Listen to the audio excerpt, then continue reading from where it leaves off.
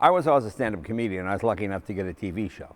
But if you know anything about television, sometimes it lasts 13 weeks, sometimes it lasts 22 years.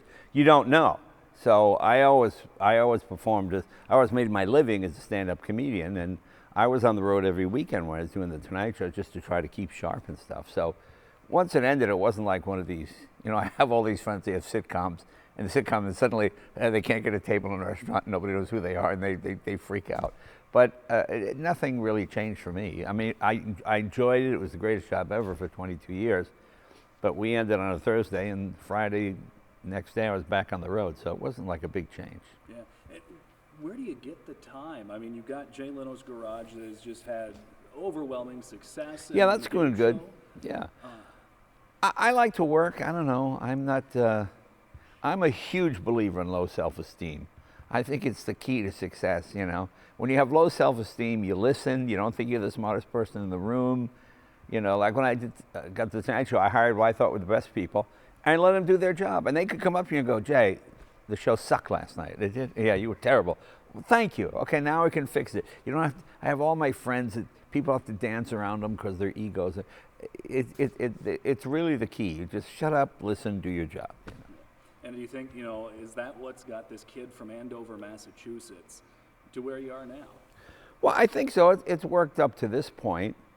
I'm dyslexic, so my mother always say, you're going to have to work twice as hard as the other kids to get the same thing. And that seemed like a fair trade-off to me, so I didn't mind that.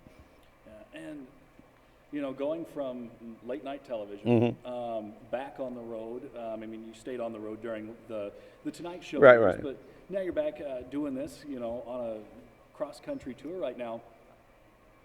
What's the difference? What's it like to be back? Well, on the Tonight Show, it's kind of fun because you do new jokes in the same place every night. On the road, you do the same jokes in a different place every night. And each one has its advantage. On the Tonight Show, you're the first one out there with a joke about whatever it is. But that joke really just has a shelf life of 2 or 3 days. When you're on the road, you can tell a story one way on Monday. Let me change it. And by the time Friday comes, you've done it 3 or 4 times. Now you've got it down a little bit better. So they're both great fun. I mean, the monologue to me was the most fun part of the Tonight Show because you're just commenting on stuff that literally happened on the 11 o'clock news a half hour before, Yeah, and on your way across the country, at least in this tour, have you picked up any stories so far? There's always got to be some city that's, just kind of been a hoot to be in. Well, I mean, it is, the odd thing about, I was in Milwaukee and I was playing a casino, and the casino had no hotel. So they said, okay, we're going to get your hotel down. So I finished about 1:30 at night because there were 2 shows. And we drive downtown, and we go down an alley, and I get there, and a guy opens the door. Oh, come on up. And I go up to the room. Okay. So I spend the night. Next night, I said, well, let me go walk around Milwaukee. So I got my key. So I walk out the door, and I'm walking. And I got about 6 blocks going this way, going that way. Then I realize, I don't know the name of the hotel I'm staying at.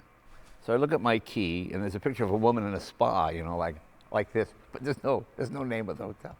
So I'm like, oh, what do I do here, So I see 2 cops in a car, and I go, excuse me, officers, which way are the hotels? Which hotel? I couldn't, I don't really know the name. What's it? You know where you're staying? Well, no. And so I'm talking, I hear that cop go, we have an elderly gentleman here. He's confused about where he is. I think we're at a 519. I'll go, no, it's not a 519. I came in the back. It's so stupid. So the cops said, we'll get in the car. So he tell me, is this a hotel? I go, no, that's not it. Then the second one, oh, that's the lobby. Oh, this is it. Thanks, guys. But it was so stupid. Just, we got an elderly gentleman here. Seems confused, a little lost. Okay, that's a 519. All right, Bob. And I'm like, no, I'm not a 519. I'm just, I didn't know the hotel. Yeah. So, I mean, that's what's fun about the road. That's why I travel by myself. I have so many friends that do this, and they're insulated with road crews, and funny things don't happen to them, Yeah. And, you've been doing this since the mid-'70s. Why you still do it? You've had a huge successful career. Well, I mean, it's fun, and the pay is pretty good, you see. I mean, it's fun to think of a joke and try it out. Yeah. Just to try it out somewhere. I mean, I saw something on the news the other night. I don't know if this is funny. I may able to try it tonight. It said, the MGM Grand, 7.6 billion was gambled at the MGM Grand on the Super Bowl. And every bet was paid off within 3 hours. The 3 hours after the game was over. I mean, no COVID, no supply chain economics. Same newscast. Oh, your tax returns could be delayed 8 to 12 weeks, your tax refunds. I'm thinking, why don't we get the MGM Grand to do the tax returns? I mean, they did $7.6 billion in 3 hours. Doesn't that make sense? You know, and so it's fun to think of things like that, and then run out and stage and try it and see it if it works. I mean, it's horrible if it doesn't work, but that's the fun part. Yeah. And of course, we can't talk to Jay Leno without talking about the cars. 180 plus cars. Well, I like cars.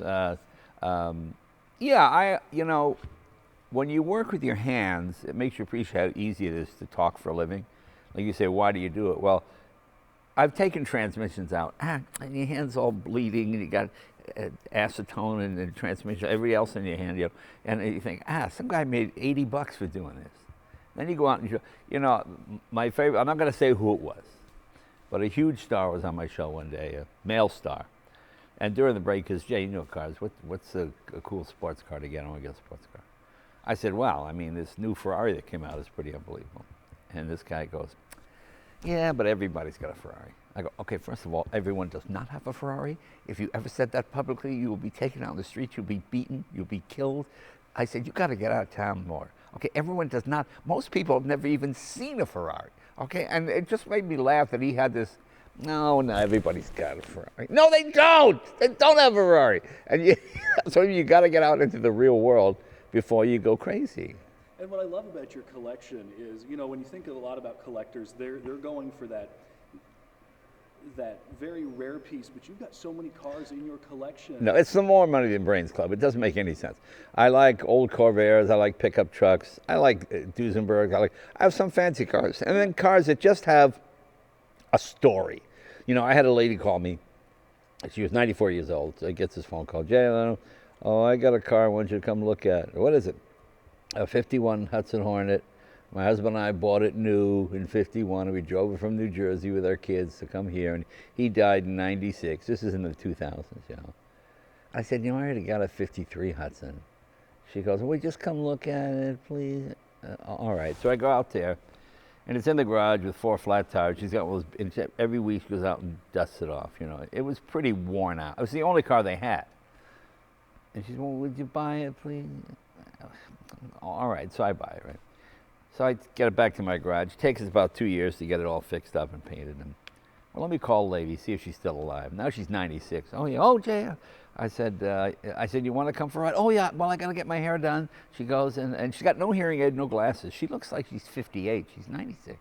She goes, can the kids come? Can the kids come for a ride too? I said, sure. Well, the kids were 72 and 74. All right. So I go out to see him, and the kids have got her blindfolded in the driveway, and she feels the car like this, right?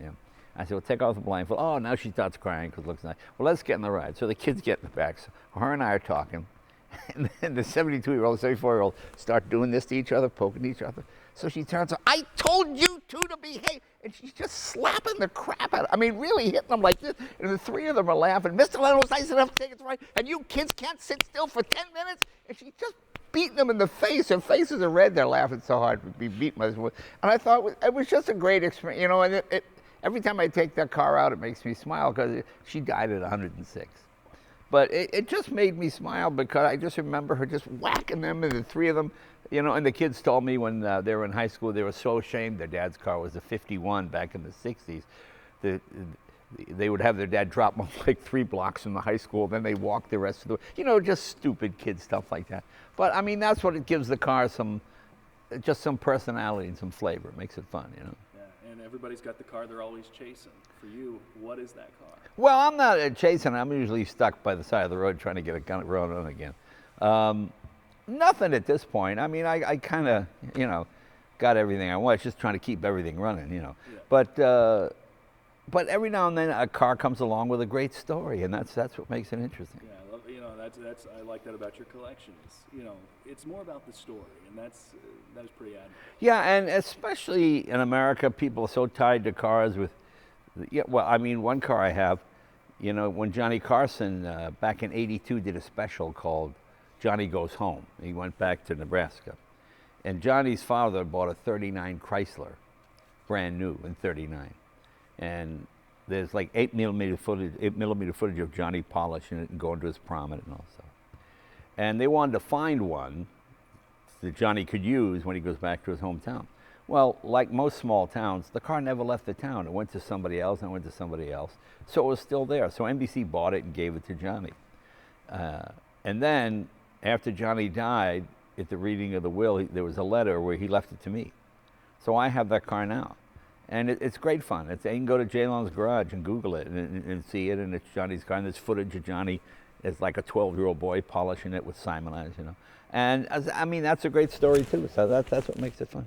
Yeah, and do some of these stories and some of the experiences over 4 decades, 5 decades in comedy play into what we're going to see tonight? I hope so. We'll give it a shot.